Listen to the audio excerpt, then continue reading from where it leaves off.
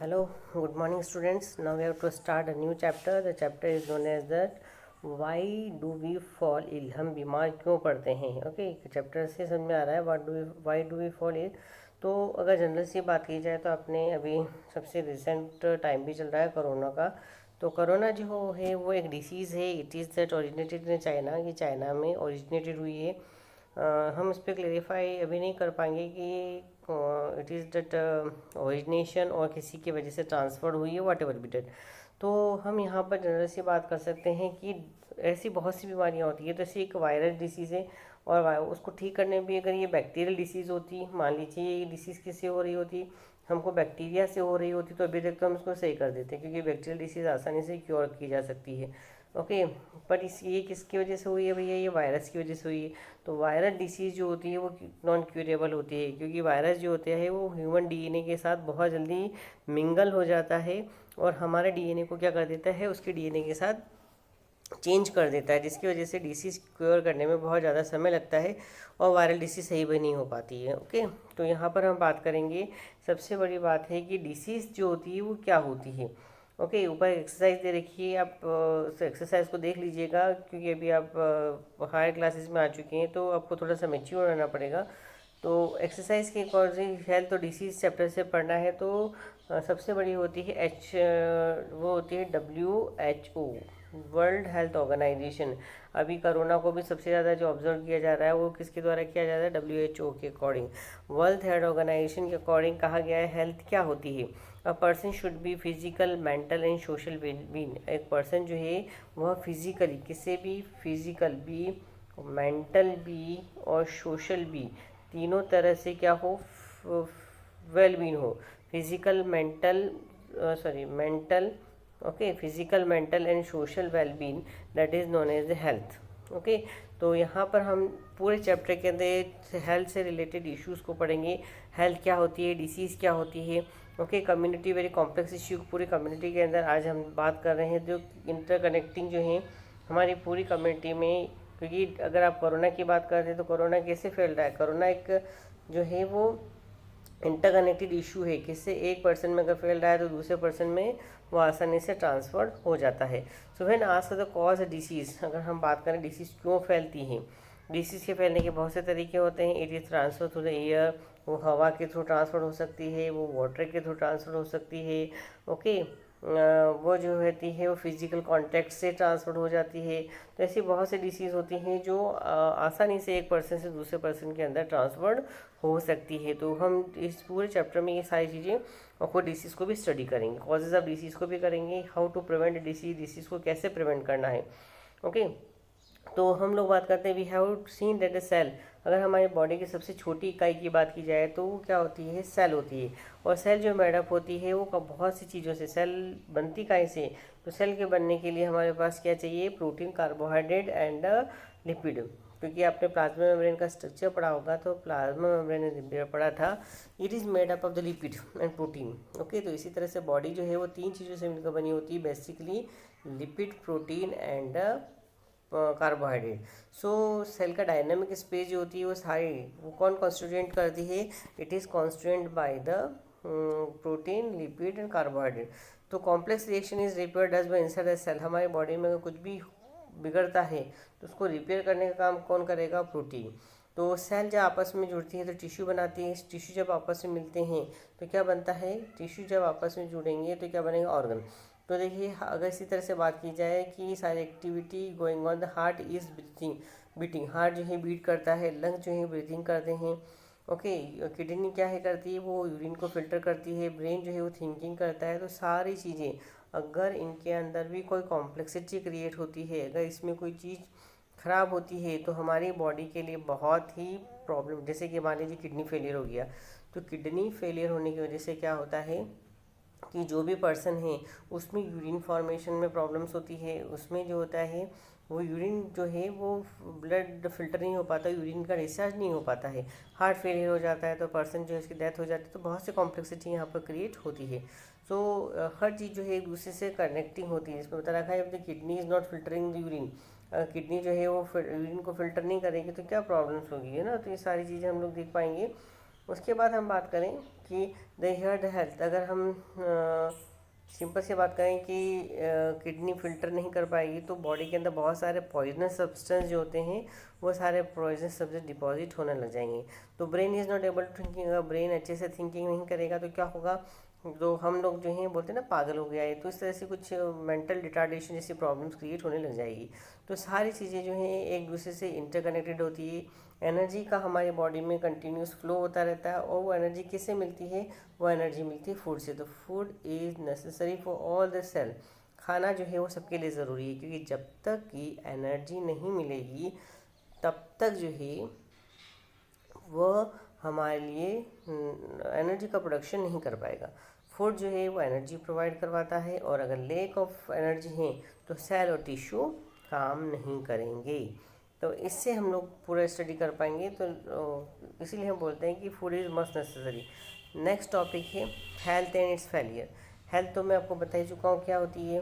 According to WHO फिर कहता है कि health a person should be physically, आप शारीरिक रूप से, मेंटली मानसिक रूप से, और सोशली आसपास के इन्वायरमेंट से अगर आप बिल्कुल फिट हैं तो वह कहलाता है हेल्थी पर्सन।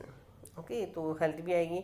तो आपने हेल्थ का इश्यू आप लोगों ने सुना, हेल्थ का इश्यू आप लोगों ने अपने ग्रैंडफादर ग्रैंड मदर से भी सुना होगा कि world had us quite frequently, we can use our self well when things like my grandmother health is good not good. अगर हम बात करें कि अब अभी आप देख पा रहे हैं, कभी आपके पास अचानक सा आपने सुना होगा कि आपकी दादी माँ की तबीयत या दादाजी की तबीयत खराब हो गई, और teacher use to and they is called using this is not healthy attitude. Okay, what does healthy mean. कभी कभी ये बोलते हैं कि आप टीचर जो है आपको डांट दे कि आपका जो एटीट्यूड है वो हेल्थी नहीं है। तो हेल्थी मीन्स क्या होता है, हेल्थी मतलब होता है कि आप फिजिकली क्लास में अटेंड नहीं हैं, आप फिजिकली क्लास में अटेंडेड है पर मेंटली आप क्लास में नहीं हैं, आपके बोलने का तरीका वो ठीक नहीं है। तो इससे क्या होता है कि क्लास का एनवायरनमेंट गंदा होता है। इसलिए बहुत से बच्चे अगर गंदी तरह से क्लास में बिहेव करते हैं तो उनको बार बार काउंसलिंग की जाती है। क्यों? क्योंकि वो हेल्थ के अंदर आता है। If you think about realise that always implies idea been well. Okay, मतलब हम लोगों को वेलबीन होना है, इफेक्टिव, हमारी बॉडी का सारे फंक्शनल इफेक्टिव होना है। Our grand mother been able to go out market और visit neighbour been well, not been able to such things poor health. अगर आपने देखा होगा कि आपकी ग्रैंड मदर मार्केट में भी जा रहे हैं, सब जगह घूम रहे फिर रहे, पर अगर एक दिन वो नहीं कर पाते हैं किसी कारण, तो वो क्या होती है, उसकी हेल्थ पुअर हो गई है। Been interesting foreign teaching the classroom so the understand world is called health attitude. अब जब आपको टीचर क्लास में पढ़ा रहा है तो उस टीचर का जो एटीट्यूड है वो भी हेल्थी होना चाहिए, क्योंकि अगर टीचर बहुत अच्छे से क्लास को डेमोन्स्ट्रेट कर पा रहा है, टीचर क्लास को बहुत अच्छे से समझा पा रहा है, उस कंडीशन में क्या होगा कि क्लास का एनवायरनमेंट बहुत अच्छा होगा, पढ़ाई बहुत अच्छी होगी। और बच्चे अगर क्लास में क्वाइट हैं, बिल्कुल शांत हैं, बार बार अच्छे अच्छे क्वेश्चन अराइज करते हैं, तो क्लास का एनवायरनमेंट भी क्या होता है, हैप्पी इन्वायरमेंट होता है, एक पॉजिटिव एटीट्यूड आता है। पर अगर क्लास में बच्चे अच्छे नहीं हैं, क्लास में नॉइस कर रहे हैं, तो इन्वायरमेंट में क्या होगा, बिगड़ेगा। तो health is there for state been well, आप जो है हर तरह से क्या हो, फिजिकली मेंटली अपने अपने आप को फिजिकली स्पोर्ट्स खेल के फिजिकली फिट करना है, योगा प्राणायाम जिम, ये सारी चीज़ें फिजिकल में आती है। मेंटली आप दिमागी तौर से बिल्कुल फिट हैं, और सोशली आसपास का एनवायरनमेंट बहुत अच्छा है, तो भी आप क्या होंगे, एक हेल्थी पर्सन होंगे। ओके, तो ये चीज़ आती है हेल्थ के अंदर।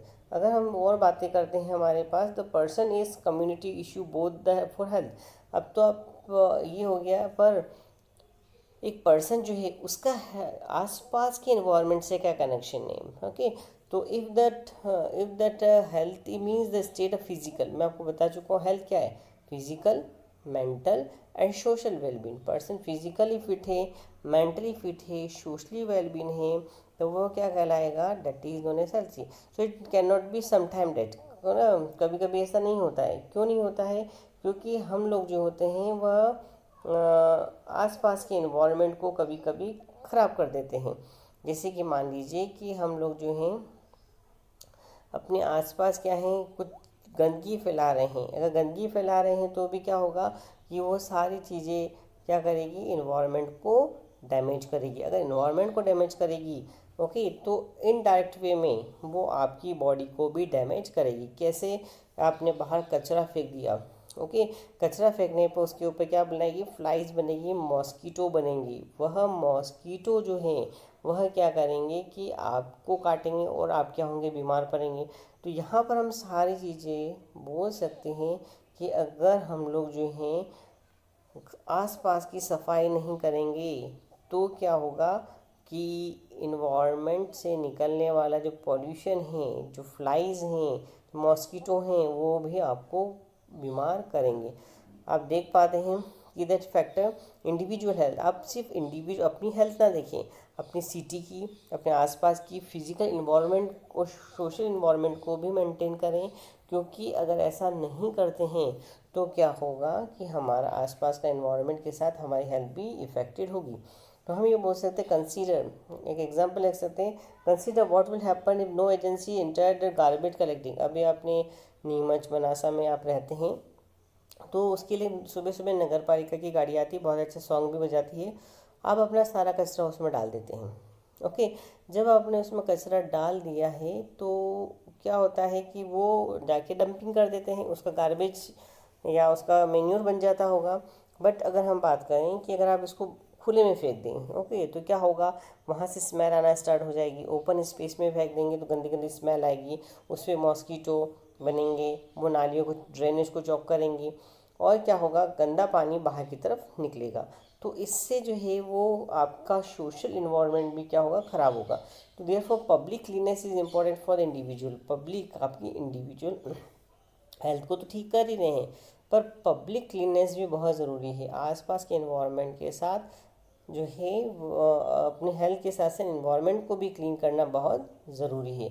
तो यहाँ पर हम देख पाते हैं कि हम किस तरह से, एक चार्ट बहुत अच्छा दे रखा है, इस चार्ट में हम देख पाएंगे कि how that this garbage material of that waste material. देखिए, जो वेस्ट मटेरियल होता है, फैकल मटेरियल एक वेस्ट मटेरियल है, वह वेस्ट मटेरियल किस तरह से हमको बीमार कर सकता है। तो पहले देखिएगा, अगर वो जो है वो लिक्विड के थ्रू जाता है, फ्लूइड के थ्रू जाता है, पानी के through, protect the water from as.